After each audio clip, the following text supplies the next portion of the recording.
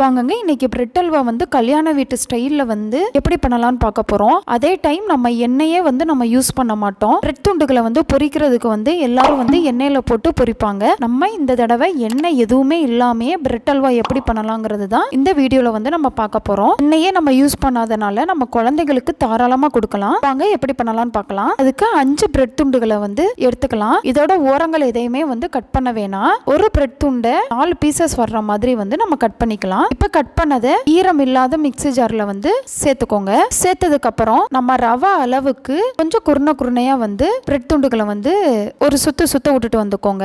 பாருங்க இந்த அளவுக்கு வந்து கொஞ்சம் ரவை அளவுக்கு வந்து குருணையா தான் இருக்கும். இதை விட வந்து மையானா அரைக்க முடியாது. இது இருக்கட்டும். நம்ம சீனி போடுற அளவுக்காண்டி இது ஃபர்ஸ்ட் எவ்வளவு அளவு இருக்குங்கிறத மெஷர் பண்ணி வச்சுக்கலாம். எனக்கு மொத்தமா சேர்த்து ஒரு 1.25 டம்ளர் கிட்டக்க இருந்துச்சு. இப்ப அடிகனமான ஒரு வடைச்சட்டி எடுத்துக்கலாம். வடைச்சட்டி காயவும் வெறும் சட்டியில இதை நம்ம திரிச்சு வச்சிருக்கோம்ல பிரெட் துண்டுகள் அதை வந்து நம்ம வந்து சேர்த்துக்கலாம். பிரெட் துண்டு வந்து கொஞ்சம் ஈரப்பதமா இருக்கிற மாதிரி இருக்கும். அதனால உங்களுக்கு வந்து அந்த வடைச்சட்டியில ஓரங்கள் எல்லாத்துலயுமே ஒட்டுற மாதிரி இருக்கும். நீங்க அந்த ஓரங்களை ஒட்டுறது எல்லாத்தையுமே அப்படியே எடுத்து விட்டுக்கிட்டே இருந்தீங்க அப்படின்னா உங்களுக்கு ஈஸியா வந்து வந்துடும். நல்ல ஸ்டவ்வை வந்து லோ ஃப்ளேம்ல வச்சு வறுத்துக்கோங்க. நல்ல வாசமாவும் வரும். அதே டைம் ஒரு 5 நிமிஷம் கழிச்சு உங்களுக்கு நல்லா சட்டியில வந்து ஒட்டாம வர ஆரம்பிச்சிரும். பிரெட் துண்டுல இருந்த ஈரப்பதம் எதுவுமே இல்லாம நமக்கு நல்ல தனித்தனியா வந்து உதிரியா இருக்கும். பாருங்க நம்மளுக்கு நல்ல உதிரியா இருக்கு. இந்த ஸ்டேஜ்ல 1/2 டம்ளர் அளவுக்கு சீனி சேர்த்துக்கோங்க.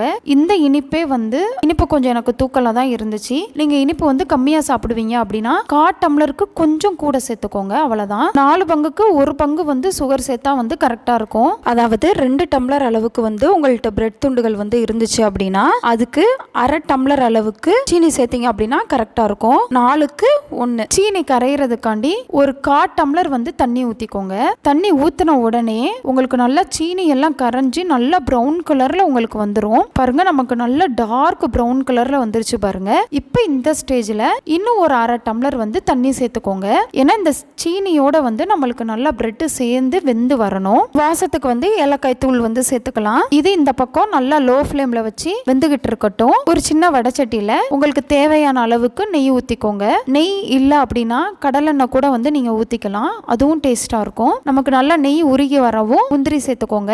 முந்திரி நல்லா கொஞ்சம் கோல்டன் ப்ரௌனா வர வதக்கிக்கலாம். இங்கிட்டு பாருங்க நல்லா ப்ரௌன் கலர்ல நல்லா சட்டியில வந்து ஒட்டாம சீனியோட நல்லா கலந்து வந்துருச்சு நம்மளுக்கு பிரெட் அல்வா. நம்ம இங்கிட்டு வந்து நெய்யில வந்து முந்திரி வறுத்து வச்சிருக்கோம்ல, இப்ப அதை வந்து சேர்த்துக்கலாம். அவ்வளவுதான். சேர்த்து விட்டதுக்கு அப்புறம் நல்லா லோ ஃப்ளேம்ல வச்சே வந்து ஒரு 2 நிமிஷம் வந்து கிண்டி விட்டுக்கோங்க.